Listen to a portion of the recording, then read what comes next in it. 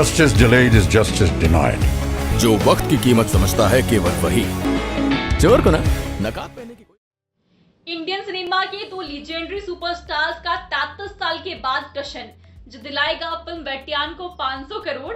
वैसे दोस्तों, ये 500 करोड़ की भविष्यवाणी करने पर हमारी तरफ क्रिटिक्स भी मजबूर हो चुके हैं, और वो इसीलिए मजबूर हो चुके हैं क्योंकि फिल्म वेट्यान का 2 अक्टूबर को रिलीज हुआ 2 मिनट 39 सेकेंड्स का ट्रेलर जब सबने देखा, तभी सबको समझ में आ गया था कि ये फिल्म बस क्राइम एक्शन ड्रामा फिल्म नहीं है, बल्कि ये एक फेस ऑफ ड्रामा होने वाला है। मतलब दो लीजेंडरी सुपरस्टार्स का फेस ऑफ, जिनके नाम है रजनीकांत सर और अमिताभ बच्चन सर। और ट्रेलर देखकर तो यही लग रहा है दोस्तों कि भाई रजनी सर अब अपने स्टाइल स्वैग के साथ क्रिमिनल को पकड़ेंगे और उनका बैंड बजाएंगे ही, पर वहीं उनका क्लैश अमिताभ बच्चन सर से भी होने वाला है, और यही फिल्म का हाईलाइट पॉइंट होगा क्योंकि रजनी सर इसमें एक एनकाउंटर स्पेशलिस्ट आईपीएस ऑफिसर के रोल में है। जी हाँ, तो वहीं अमिताभ बच्चन के बारे में हमें लगता है कि शायद वो इसमें एक लॉयर हो सकते हैं, क्योंकि दोस्तों वो कोर्ट के बाहर नजर आते हैं, या फिर हो सकता है कि वो रजनी सर के सीनियर हो। पर जो भी हो, उस ट्रेलर से तो यही टोन पता चलता है कि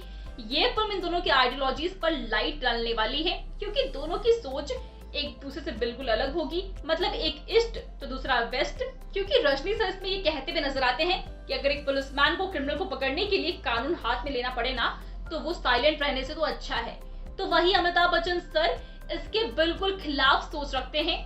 वो ये कहते हैं कि जस्टिस देर से मिलना ये जस्टिस ना मिलने के बराबर ही है, पर जल्दबाजी में किया गया जस्टिस ये उस जस्टिस को ही खत्म कर देता है। मतलब एक तरफ सिस्टम में रहकर काम करने वाला बंदा है, तो वहीं दूसरी तरफ सिस्टम तोड़ मरोड़ कर उसके खिलाफ जाकर काम करने वाला बंदा।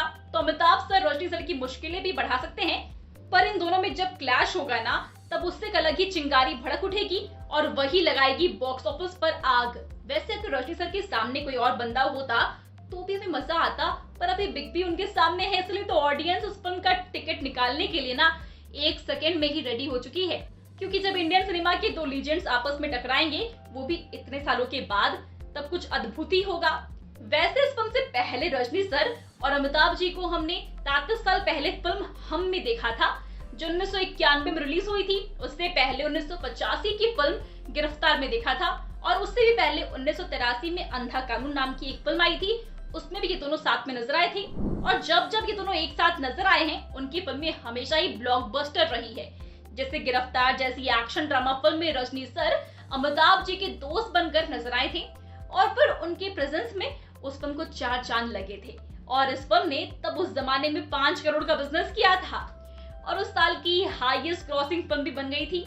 इसके बाद फिर 1991 में हम फिल्म ने 16 करोड़ रुपए का बिजनेस किया था, और अगर 2024 के अकॉर्डिंग देखें तो ये 160 करोड़ के आसपास है। तो ये लोग जब साथ में आए ना, फिर वो फुल फ्लेजेड रोल में हो या फिर कैमियो रोल में हो, ये हमेशा ही फिल्म को सुपर से ऊपर लेकर गए हैं। ऐसे में अब ये दोनों एक दूसरे के साथ तो नहीं, बल्कि एक दूसरे के अपोजिट वेट्यान में दिखाई देंगे, तो सोचिए कि इस फिल्म का क्या होगा। By the way, Amitabh Bachchan इस फिल्म के साथ पहली बार किसी तमिल फिल्म में काम कर रहे हैं। मतलब उन्होंने अपना तमिल डेब्यू किया है, वो भी अपने प्यारे दोस्त रजनी सर की फिल्म में।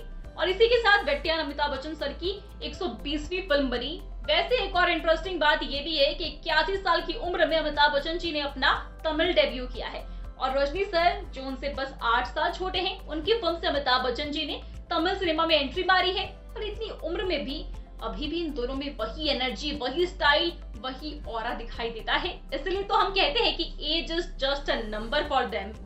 तो ऐसे एवरग्रीन डुओ को देखने के लिए आप टिकट निकाल रहे हो ना, हमें कमेंट्स में जरूर बताएं। साथ ही वीडियो अच्छी लगी हो तो वीडियो को लाइक और शेयर करें। Become an actor in Bollywood. WhatsApp hi to 8828850088.